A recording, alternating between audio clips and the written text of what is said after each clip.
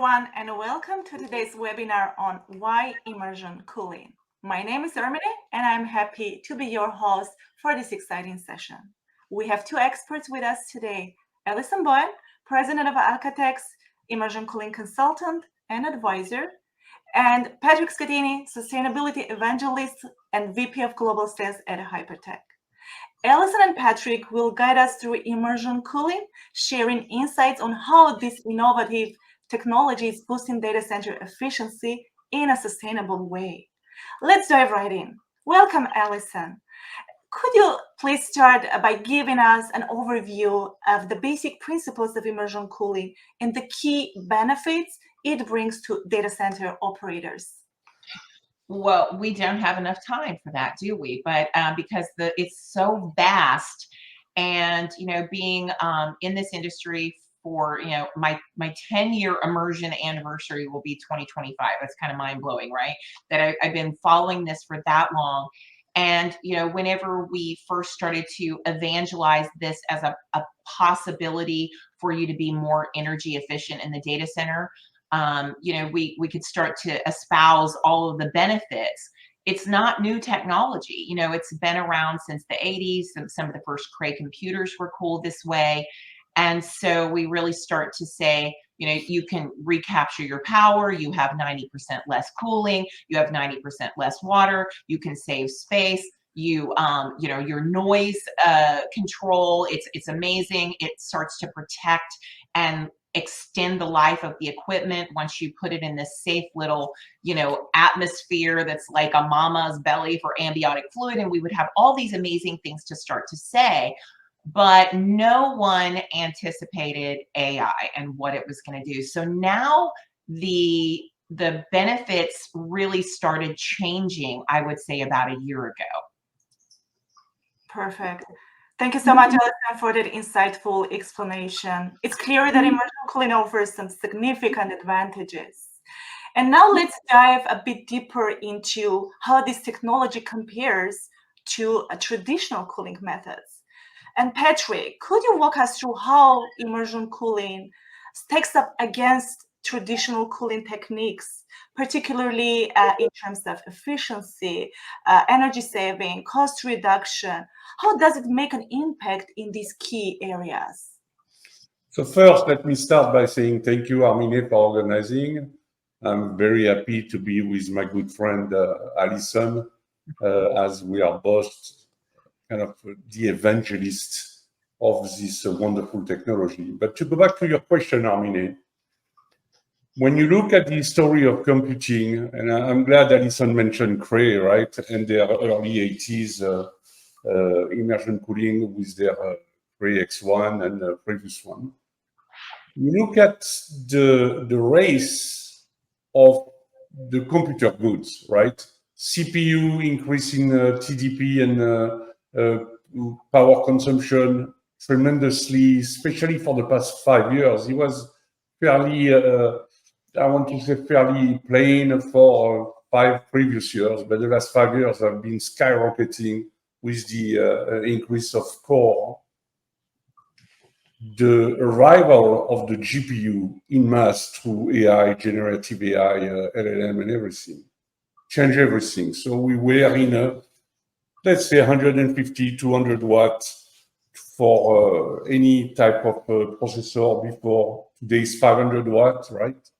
GPU are skyrocketing to 1,000 watts and more. And suddenly the law of physics applied to its full extent.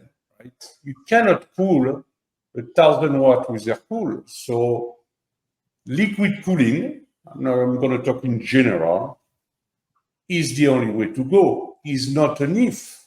For the past few years, is just a when. For practicality, direct to chip had a little advantage for now in terms of installation because it's less disruptive, but doesn't bring as much sustainability, doesn't bring as much, in my opinion, benefit as immersion cooling will do. So when you compare all three, immersion cooling is more efficient. Immersion cooling is more sustainable. Immersion cooling takes less space. cost way less on a CapEx and an OpEx, especially on an OpEx level. If you take that as a total TCO and you put that on a 5, 10, 15 years, the advantage, the reduction in the TCO is tremendous with immersion cooling. So everything have been geared for immersion to take the lead. It's not the case today, but I can tell you in the next couple of years, you will see an hybrid model who could be immersion cooling as a part of direct-to-chip or what we call targeted flow to be the optimal system that everybody will use, especially in AI, especially in HPC. Someone who wants to run 3 servers with Exchange doesn't need that. So, like I said, immersion is by any means checkmark absolutely every single box. Perfect. This is really insightful. And Allison, my next question is for you. What do you think? What are some key challenges companies face when implementing immersion cooling, and how can they overcome this? Well, I think that, again, that has just evolved over the past, 15 years that we've really had some great projects that have been full immersion cooling projects, as well as then a lot of POCs within that and pilots.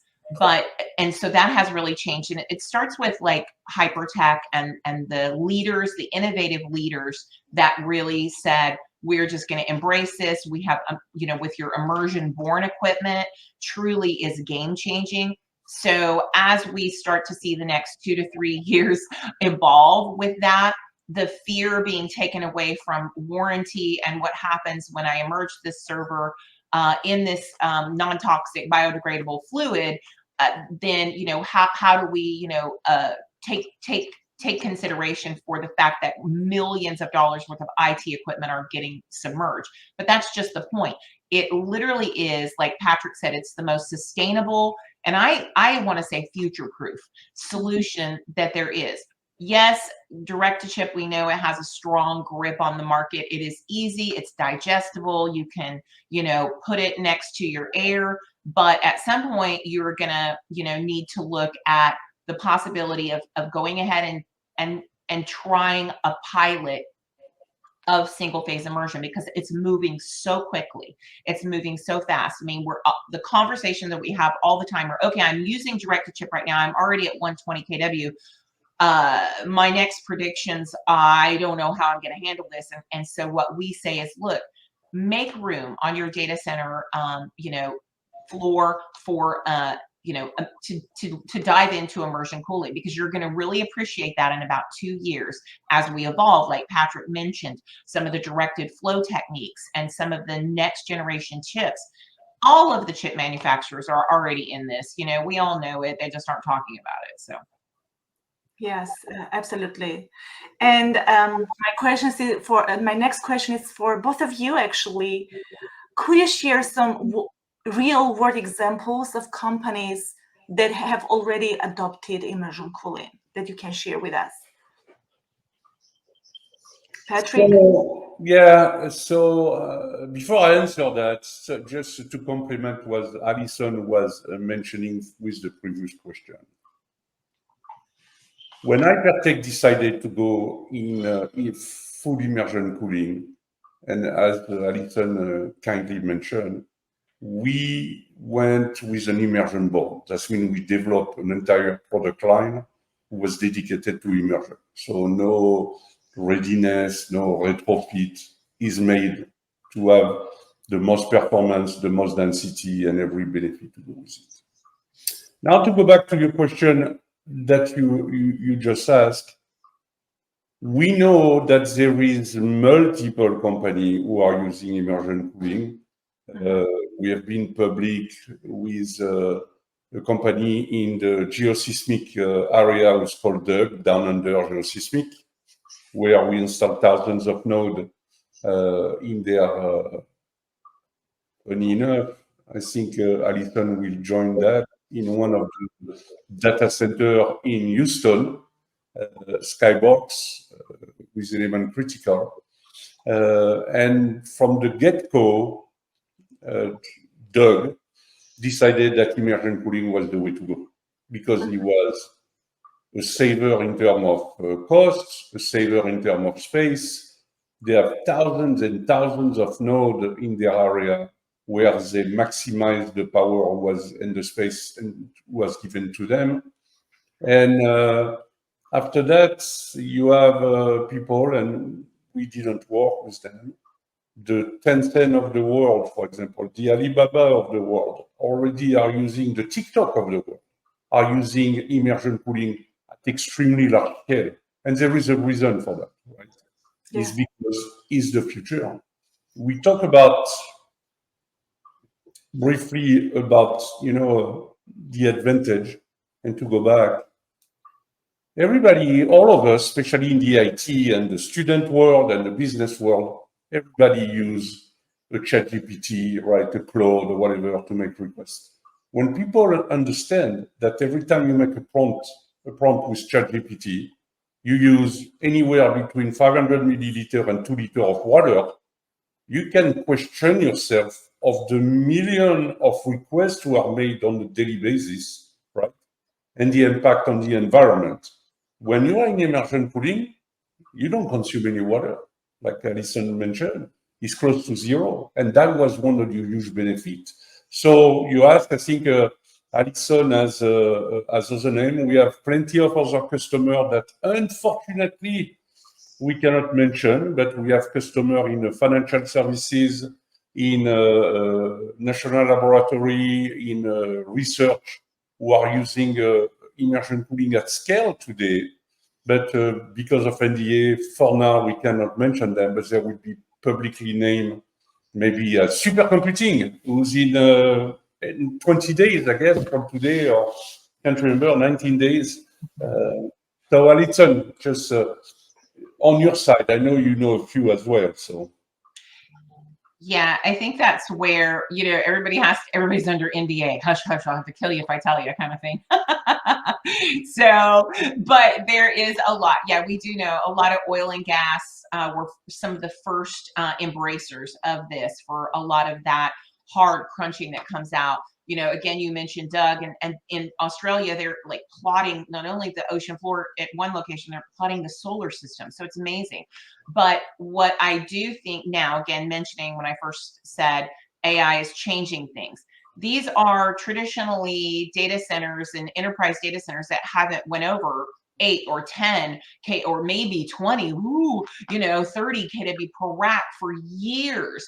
And now here they're having these AI workloads show up at 100 kW per rack, and they're just like, what are we going to do with this? Like, we're going to strand our power. How are we going to cool this in this air cooled environment?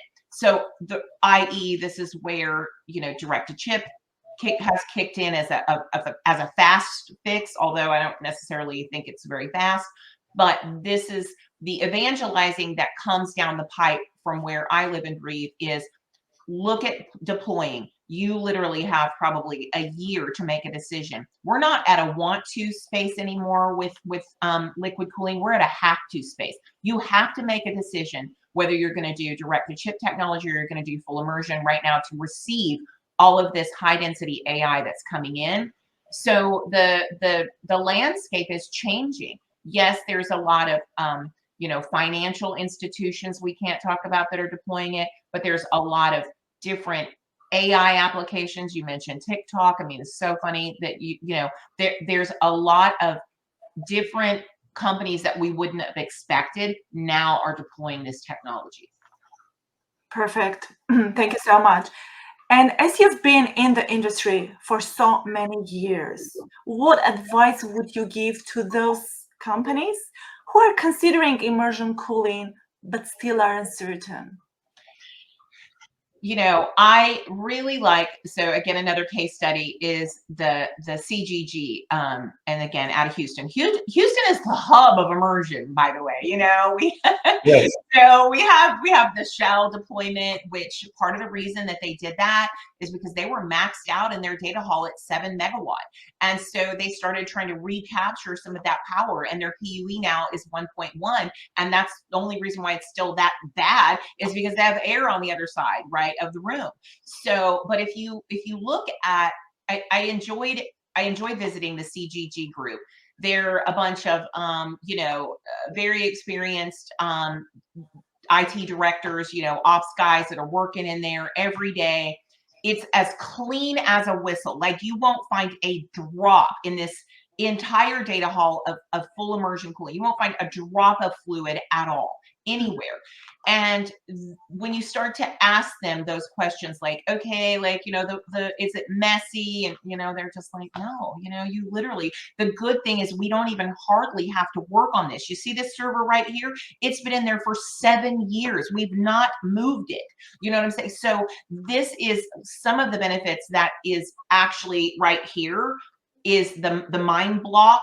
If you start to have conversations with the ones that are daily for years, that data center has been running in full immersion since 2010, some of it using the same fluid, guys.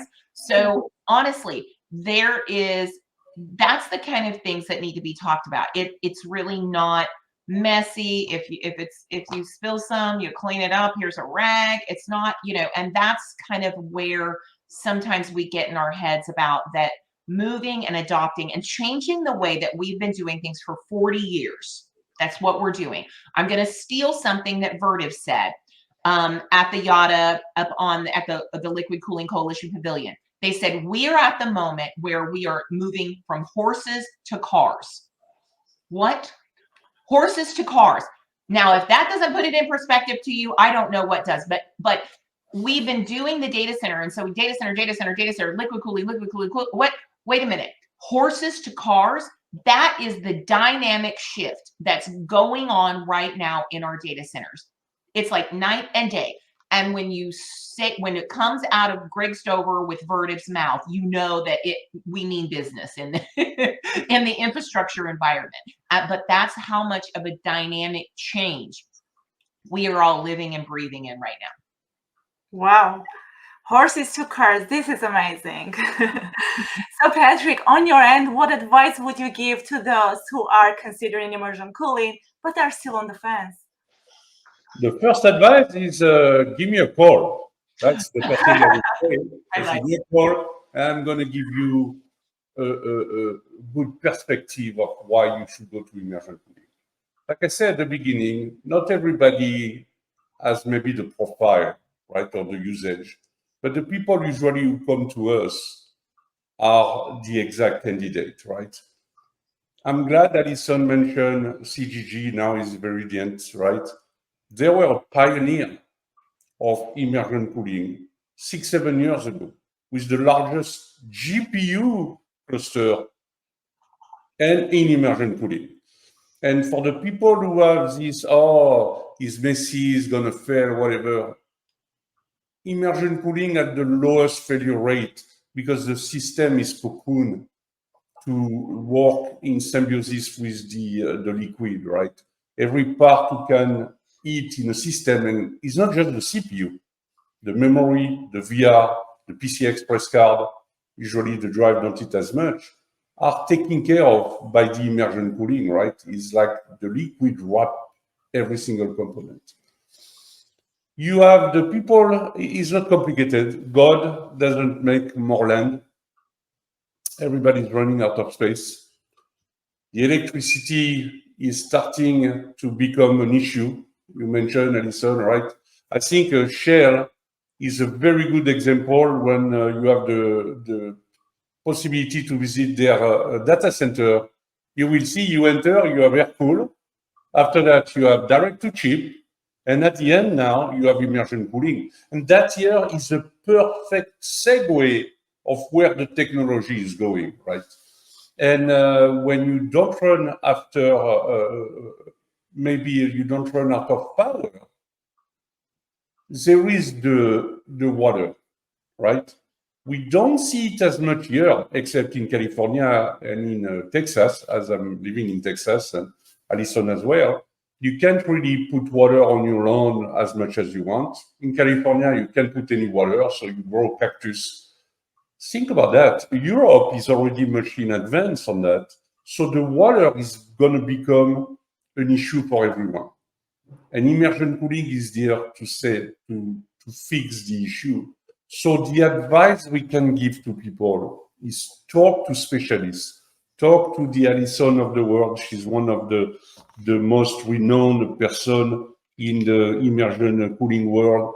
Talk to the Hypertec of the world, as we are fully engaged at every aspect of the development, even our production building, to be on a sustainable path and to have the highest standard of ESG with special packaging, try to take off some transportation truck out of the road when we deliver the customer, to composite material eventually made out of plastic coming from the ocean, so on and so forth.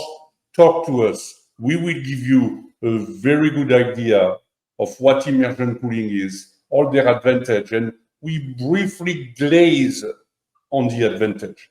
The advantage, they are your building, if you build a new building, will cost you a fraction of the cost, maybe 50% at best. The consumption of power, the density, 10x the density compared to the average air-cooled rack of today, and so on and so forth. CapEx, OpEx. You build a future that your kids will grow up, right? And not just on the rocks. They will have a real planet with tree and grass. What's not to like, right? So talk to the specialist, ping my name, ping Allison's name, go to Hypertec website, go to the Alcatex website. We are here to help you and to change the world one data center at a time. I like it. One data center at a time. Yeah. That is great. Thank you so much. And thank you, Patrick and Allison, for sharing such valuable insights with us. Do you have any last thoughts you would like to share with our audience? And what are the best channels for people to reach out to you in case they have questions or need more information? Patrick partially covered that part. Just type Allison and Patrick. Yeah, any specific channels that you would like to highlight? So I got to give a shout out to the OCP, which I just love our community, the liquid and immersion community. It's the greatest ever. All of the players in the industry and then some come together to help lift up this technology and to set standardizations, which also help people to then be able to move into that space with a little bit more ease. The Liquid Cooling Coalition as well, who's out of Washington, D.C., trying to get the ear of the Department of Energy for policy and how we literally as well make a path for liquid cooling for AI. The one thing that was recently released, if you missed it at the OCP Summit, and Patrick, you said it earlier about a TCO. So it's kind of my baby. I am now part of community outreach. I'm the room mom of Immersion Cooling. So yeah, I'm the event planner. I love it. But my original work stream was the TCO. And that was, they just did the beta, released the beta. So if you want to see it, the beauty of that is that it's not a sales tool. It was born out of community support. We have we have the liquid players, we have the IT, we have the infrastructure, we have the tank and technology providers, all coming together to create this TCO calculator that now is available. And you can look, depending on even what zone of the world you live in and what everything, you can plug in all of your information and look at air versus immersion from an agnostic TCO perspective.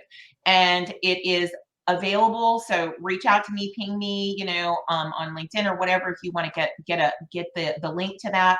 But really, those are the things that are really, it's the reason why that was created is it's almost too hard to believe. You almost have to see it in black and white, the advantages of immersion cooling. So I agree 150% with you, Allison.